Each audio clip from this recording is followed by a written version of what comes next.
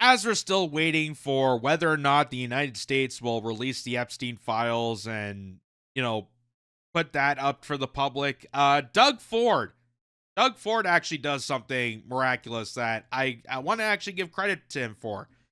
Uh, because we saw, you know, obviously trafficking is a big crisis. We know that there's been a lot of abuse, a lot of, um, fans of the playground. I gotta be careful of what words I say on here. Um, Crimes that are erupting that were more and more visible now. So here's City News announcing that there are a bunch of diddlers. That's Doug Ford saying that. But he's creating a SEX offender registry made public.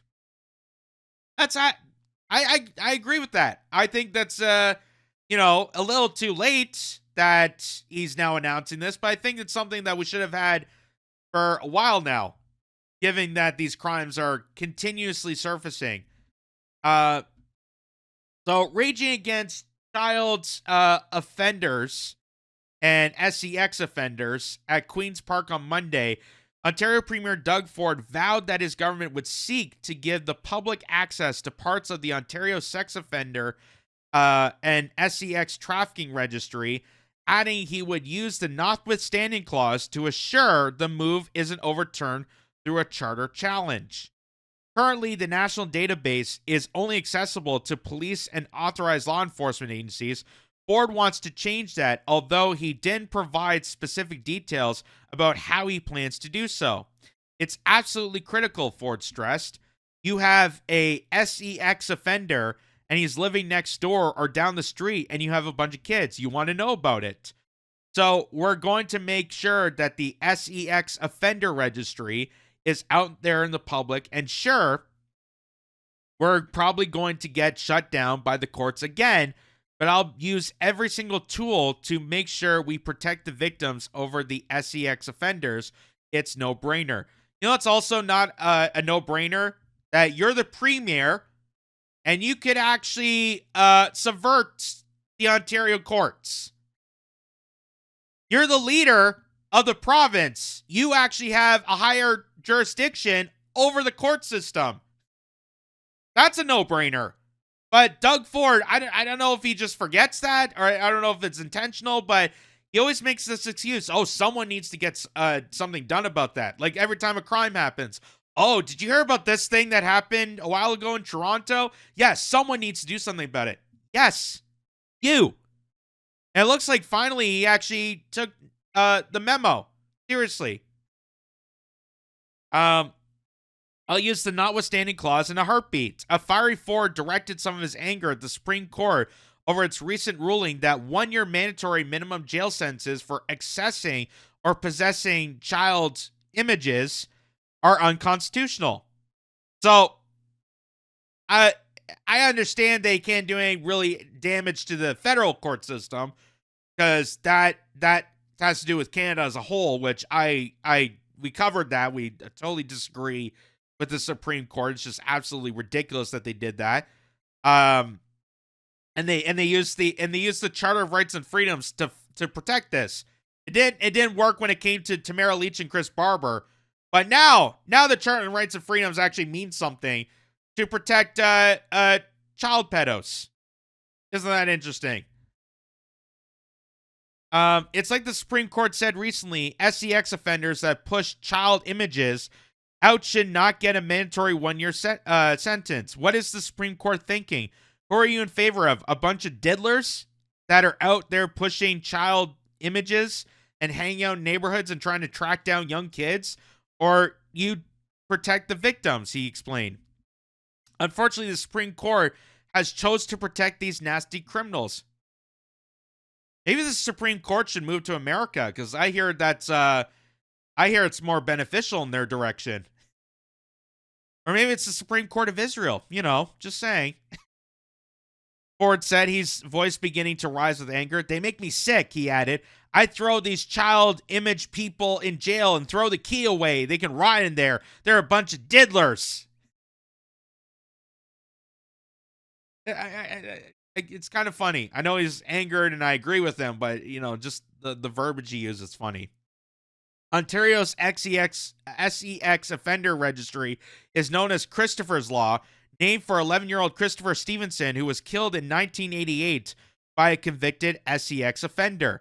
Ontario has previously made changes to strengthen Christopher's Law, announcing last year that it was banning registered SEX offenders from changing their names.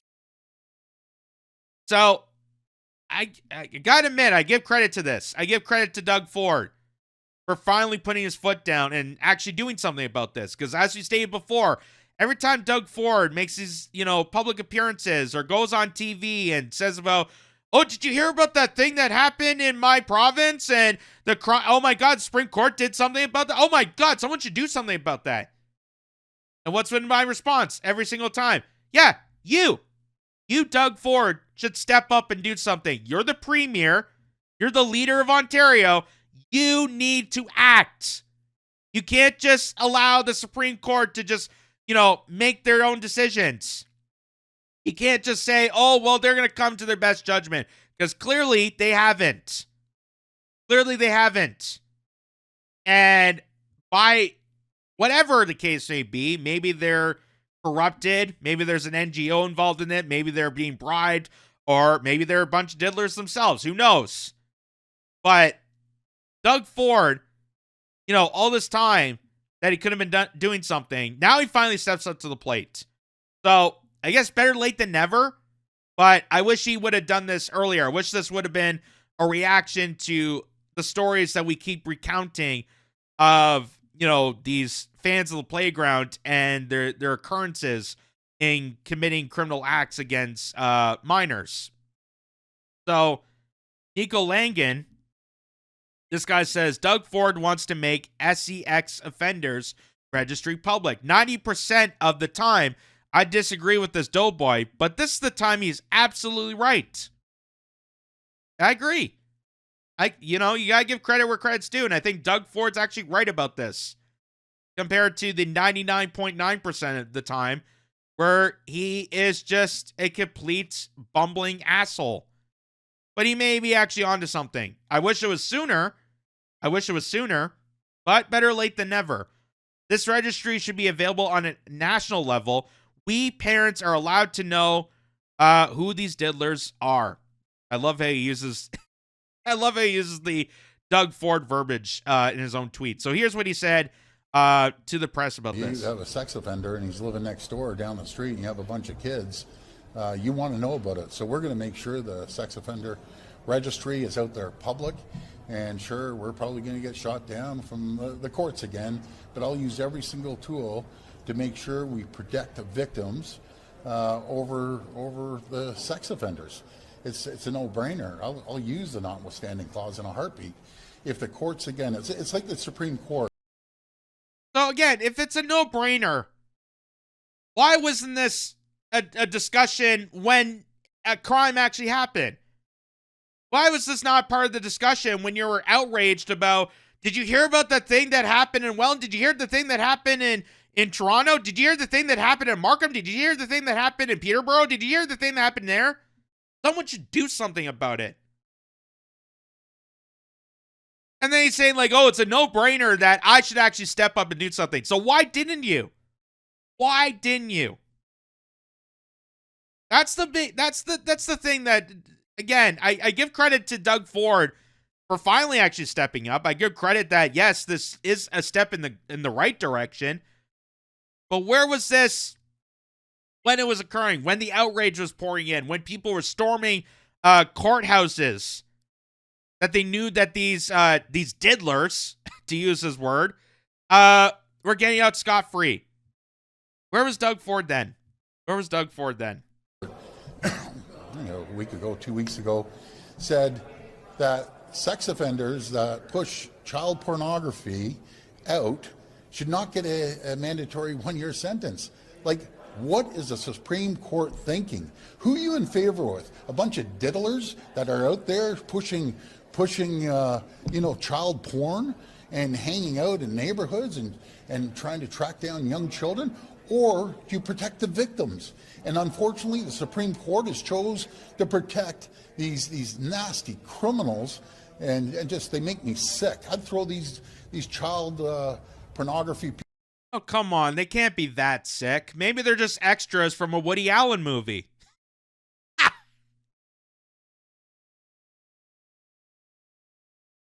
Maybe they're best friends with Kevin Spacey. And, hey, maybe you should consider, looking for work in America. Because I hear, they're very protective of their diddlers. Or hell, you go work in Israel. I guarantee you probably get a job for life. I guarantee you.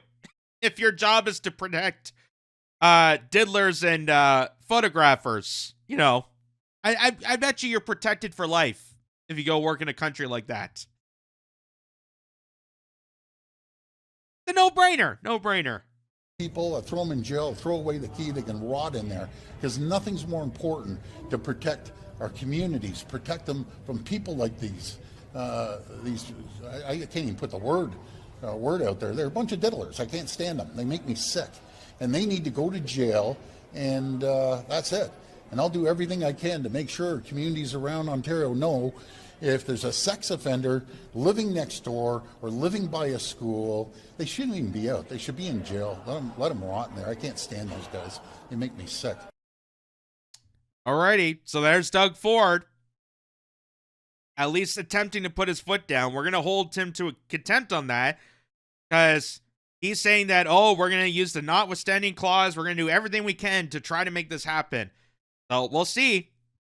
We'll see, and we'll be documenting each step. And if he falls flat on his face on this, well, And like I said, I don't agree. Doug Ford has been a disaster for Ontario. Has been a disaster for this province. But this is actually an opportunity that I can give credit for. That now he's actually starting to give a damn about, young families, children. As he stated there, imagine living down the street with a pedo, someone who's actually convicted of these crimes, and you have a jurisdiction that's letting them scot-free. Why? Because they're using the Charter of Rights and Freedoms for that person. At the same time, they're using the Charter of Rights and Freedoms against, innocent people like Tamara Leach and Chris Barber. Because peacefully demonstrating against mandates and authoritarianism is more of a significant crime than someone that actually grapes or photographs or does abuse towards children. Like, again, it's so crazy, so backwards, the era that we live in. So good on Doug Ford. I wish it was sooner, but you give credit where credit's due, and I guess it's better late than never. Here's Canada Proud. They also stated, breaking, the Ford government in Ontario is moving to ban convicted SCX offenders from changing their legal names. So, no longer can these convicted offenders change their legal names to get off scot-free. No longer can they find loopholes. And we saw what happened with the case in Welland, Ontario. That's my old stomping grounds from college. Where the 25-year-old who was allegedly broke into a house and raped a 3-year-old girl, how he was trying to go under the radar and find a legal loophole by announcing that he suddenly became transgender. And he identifies as a woman, so he can go to a woman's prison. But according to Toronto Crime Watch, that's not actually going to happen now. So they say common sense prevails. Ontario corrections officials have denied a request to transfer a registered child SCX offender, Daniel Segal, to a woman's jail as the 25-year-old awaits a bail hearing in another case, this one involving an attack on a 3-year-old girl in Welland. The request is to transfer facilities was denied, according to the Alexstra Chavitz, a spokesperson for Ontario Solicitor General Michael Kersner, told CBC News in an email on Friday. So, the 25-year-old that was arrested and convicted of breaking into a home and trying to attack a 3-year-old girl, he was trying to excuse himself by announcing that he's transgender and wanted to go to a women's prison. But we knew that that was all a lie, that he did that intentionally. And we have seen numerous cases about, males, especially in this kind of circumstances, that pose as a woman or try to use transgenderism as a means to get into a women's facility and start attacking and abusing them. And that's not okay. That is not okay by any stances. Regardless of how you feel about your orientation or how you feel about your identity, legally, that is not okay. Legally, it's not right. So it looks like common sense is finally coming back in small portions, because having a registered SEX offender, a 25-year-old male, biological male, who immediately just announced that he became transgender as he was being convicted so he can go to a woman's prison. Yeah, we're not going to allow that to happen. Because we know what happens when a biological male, in this circumstance, gets thrown into a woman's prison. And there was a case just recently in California where a biological man who is a transgender woman, and that person went into the woman's change room while females at the gym saw this biological man, and feel threatened by it. And a lot of these women were especially petrified because they've had abuse in their background. And that, that stigma, that PTSD came back when a biological man, walked into a woman's change room at a gym in California. So this is why it's a big deal. This is why. And, I have nothing against, if you're transitioning, I have nothing against that. But there needs to be proper legal jurisdictions to make sure people are safe, that people are secure, and that stuff like this doesn't continue on. So Doug Ford, with everything that he has done to this province and everything that he's done in his political career, this is the time I can actually say that I can give him the thumbs up. I can give the brownie point to him for coming in the right direction. I just wish it was a little sooner. As he says, it's a no-brainer. So why wasn't it a no-brainer when it actually happened? When that 25-year-old was arrested for breaking into a home and trying to go after a 3-year-old. Why was that a no-brainer then? Why did it take till now? I'm just curious on that, but I guess better late than never.